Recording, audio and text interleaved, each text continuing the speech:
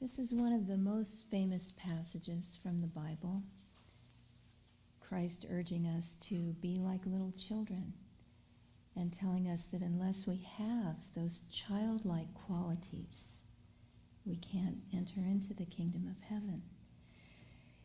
It's important to differentiate between childlike and childish. Childish qualities are throwing a tantrum when you don't get what you want. And we're all familiar with that side of childhood. But the childlike qualities are openness and trust and receptivity, a sense of wonder, a sense of awe at God's creation, a sense of delight. And those sorts of qualities we can develop. We can work on those. We have to transform the childish qualities of our nature. And it's very important to become mature emotionally so that no matter what happens, we can face it with equanimity. We can face it with even-mindedness. We lose a job, we lose a home, we lose a friend. We can still stay even-minded and not get into a tantrum. It's very important. It's a sign of maturity, emotional and spiritual maturity. And to develop those childlike qualities of openness and trust, what we need to do is really try to love God more and really try to trust in Him more, to open every dark corner of ourselves and let the light in. Not be afraid to show God any part of ourselves, to surrender more and more and more, and trust more and more and more. It's not easy, but that's how saints become saints. There's the innocence of a child, there's the trusting in the goodness of everyone that a child has. A saint has that too, but a saint has been through the battle of life, been through the disappointments, the tragedies, the betrayals, and comes around the other side and says, I believe in people because they have God within them. So I trust in the God within people, not in the people themselves. But I see God's goodness in everyone, and I relate to that. So that's a higher octave of that childlike quality of trusting in the good of all. And every quality has that transcendence, and that's what we need to develop. But that childlike openness and trust in God is there for us. And we will find, the more we get into that consciousness, the more that the kingdom of heaven is all around us and available to us in every moment. I looked up carping. I wanted to see what the actual definition of carping was. And difficult to please, critical, often perversely critical, complaining, fault-finding, typically about trivial matters, fussy and petulant. Does that sound familiar? Anybody have to deal with somebody like that, or ever, God forbid, felt anything like that? Fussy and petulant? We can transcend that carping spirit. And if we do, Krishna is offering us just what Christ offered us.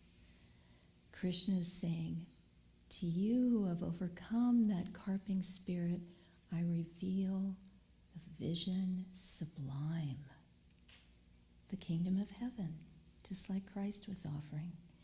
We can go through this world from that level, or we can go through this world being fussy and petulant. It's entirely our choice. That carping spirit is open to everyone equally. And I was thinking about this, that the child has not been tested in battle. He's not gone through that battle of life. He's fresh from the astral world. There's that veil that makes everything new and open.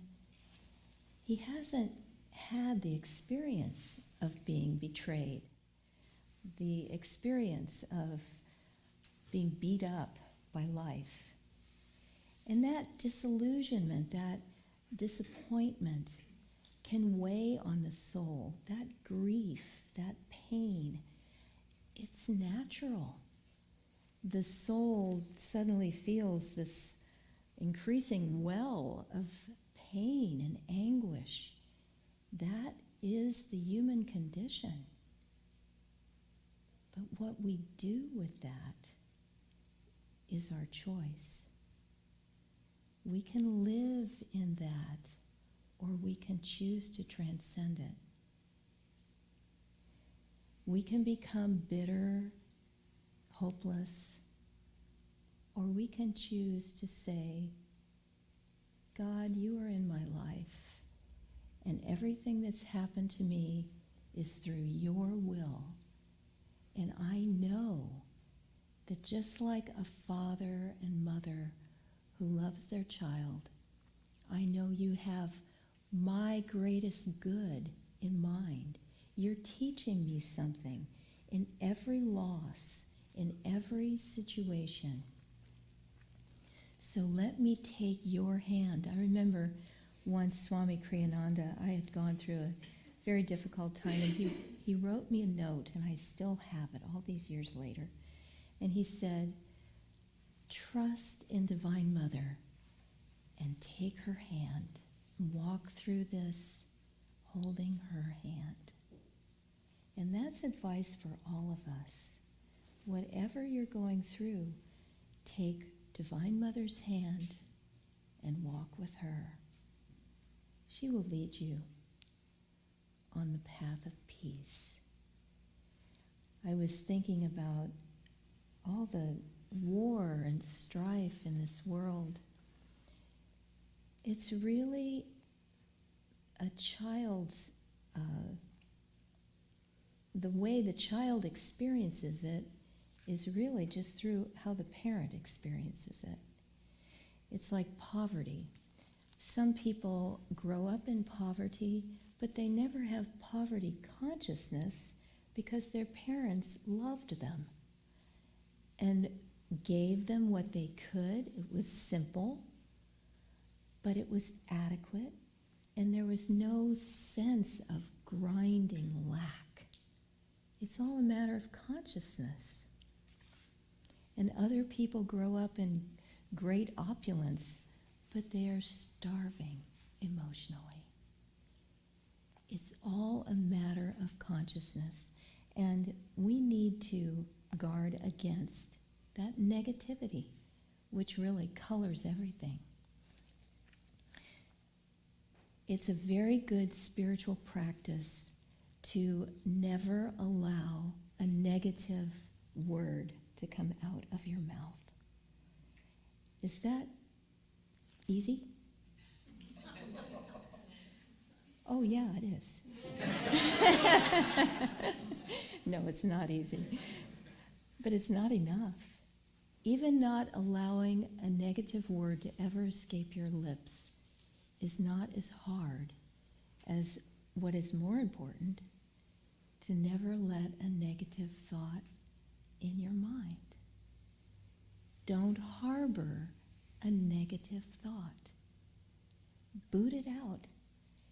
That's why this path has so much beauty to it.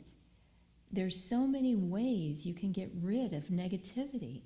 There's so many ways you can get rid of the carping spirit. And one of the best ways is chanting. If your mind is chanting the name of God, one of these beautiful chants, there's no room for negativity in your mind. And what happens when you are positive? You attract positive energy.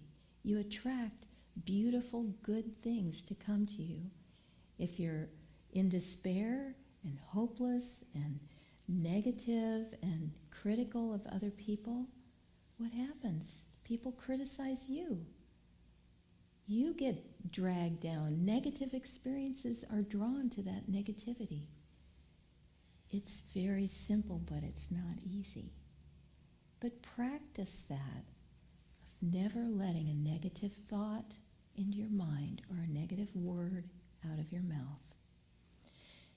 And for all those who suffer in one way or another, I'll tell you a little story. It's one of my favorite stories. There was a farmer and his wife, and they lived in a very small house. And they had the farmer's mother and father and brother living in the house. They had the wife's father and mother, and then they had all their children. It was a very small house. So the farmer and his wife went to the rabbi and said, Rabbi, help us. It's just too crowded. We can't make do. Everybody's upset with everybody else. There's just no room. What do we do? And the rabbi thought for a moment, and he said, well, I think you better let all the chickens into your living room.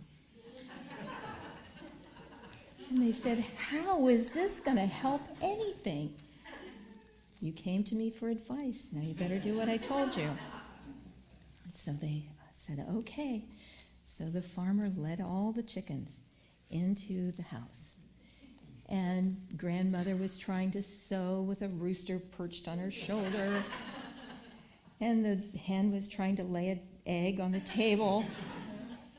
And they were just everywhere, perching on everything. And after a few days, they went back to the rabbi. Rabbi, this is crazy. What should we do? The rabbi thought for a moment, and he said, well, take all your goats and bring them into the house. And it was chaos in the house. The goats were jumping from the chair to the table, and everybody knocking over the dishes and knocking over the children, and it was just chaos. And they took this for a few days, and then they went back to the rabbi and said, Rabbi, this is madness. Everybody's breaking all the dishes and the furniture, and there's mess everywhere. What should we do?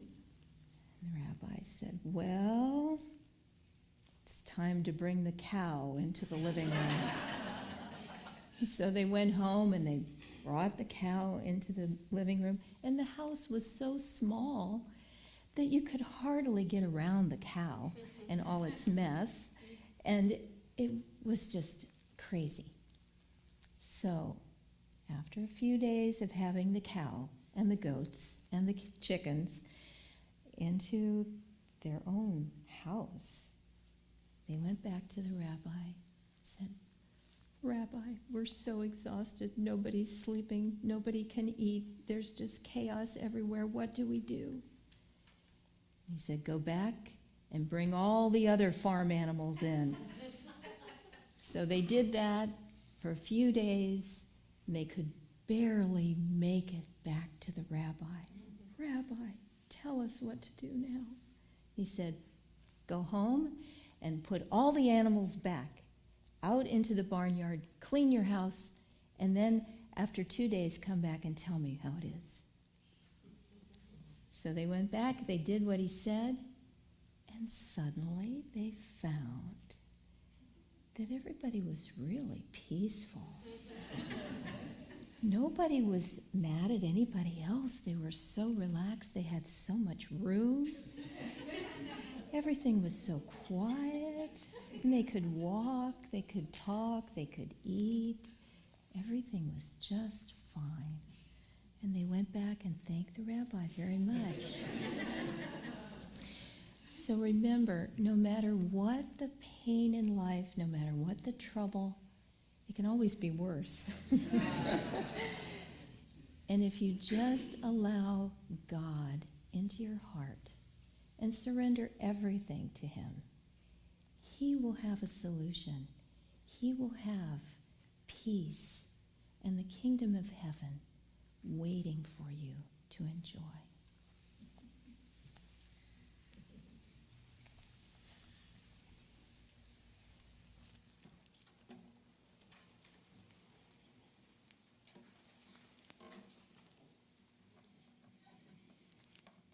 Somehow this topic seems to suggest a song. We're speaking about the childlike spirit, and long explanations and careful reasoning doesn't seem to be quite the order of the moment. So this song is called Come Gather Round, and it's by Swami Kriyananda.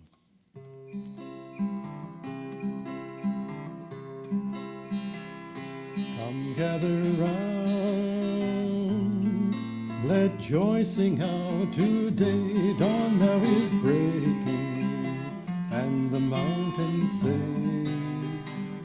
it's only light can make the darkness run. Lift up your head, greet the rising sun.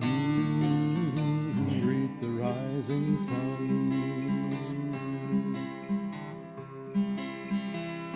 Some people think to harvest happiness by weeding troubles, easing every stress. The trouble is that troubles never end. Get rid of one and you face its friend. And you face its friend. It's in your heart, the songs of joy resound. You'll hear but echoes in the world around.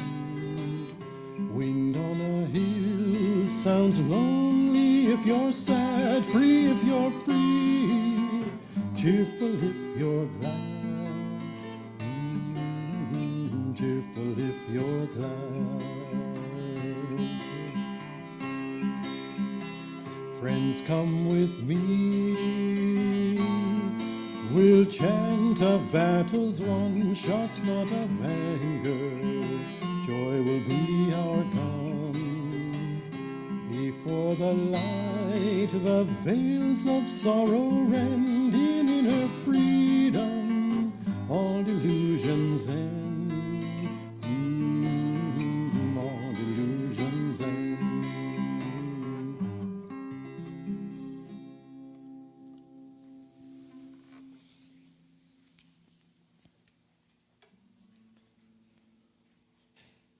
There's a fascinating pairing here of the affirmation and the reading, joy. And I appreciated in the affirmation, the little reading of the affirmation, that Swami makes the distinction that joy is not emotional. In our common parlance, it is. We tend to think of joy as opposed to sorrow, or joy as opposed to unhappiness or whatever. But in fact, it's much, much deeper. And as Nirmala was explaining, we have a spectrum of the childlike spirit, all the way from a child who has, as she mentioned, hadn't been tested in life, through all the growth period and all the development of the reasoning faculty, and then we come to the reality, the life, the expression of a saint, which is beyond the naivete of a child, but yet retains that childlike spirit. How? because they've developed an inner reality, an inner awareness, an inner depth and consciousness that transcends all the ups and downs of life. They realize that it's a drama, that it's a show, that it's a spectacle for our education, for our enjoyment, and they can enjoy. You know, when you go to the movie, you go to see some drama, and of course there's going to be tension, and there's going to be struggle, and there's going to be some development, some process goes through all the way to the end, and it may be a happy ending, and it may be a tragic ending. And it's fascinating to watch how even if the movie is really well made, even if there's a tragic ending to it, you come away and you feel somehow cleansed or blessed or opened in some way, in some deeper way.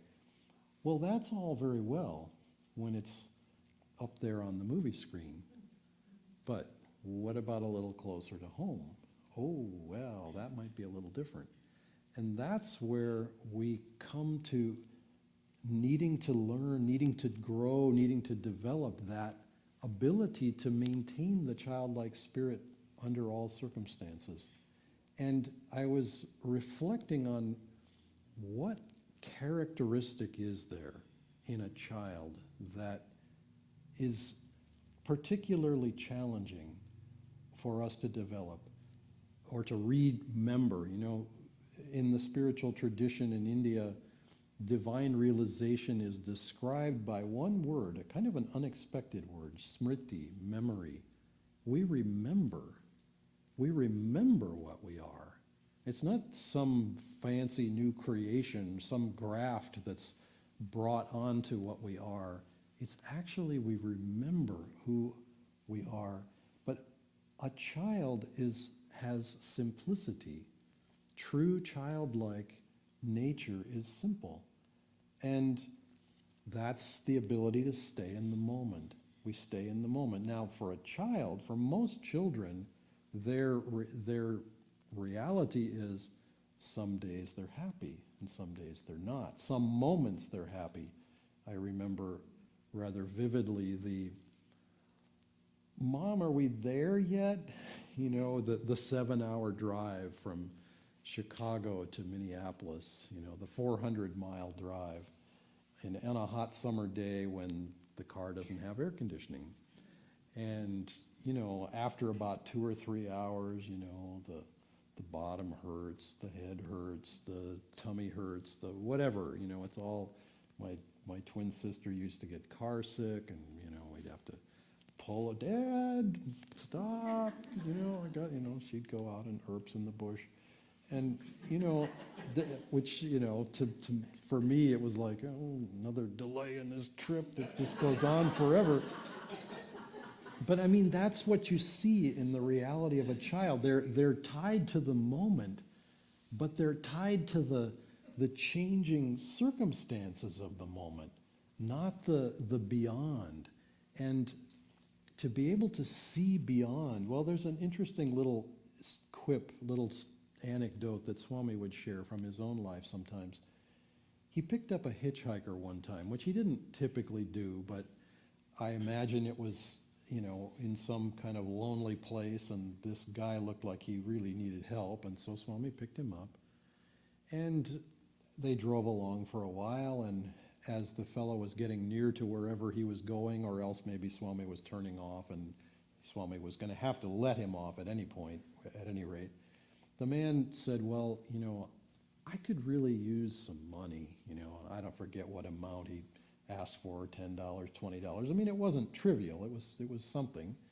And he said, "Now, I'll get it back to you. You know, I get it back to you. It's no problem." Swami gave him the money, and the guy said, "I'll get it back to you. I'll get it back to you. I wouldn't want you to lose your faith in humanity, human nature." And Swami told the story, and he gave the man the money. The man went away. Of course, he didn't return the money, for God's sakes. I mean, it's, you know, and Swami knew that going in. But Swami explained that, if I put my faith in people, I would have lost it long ago.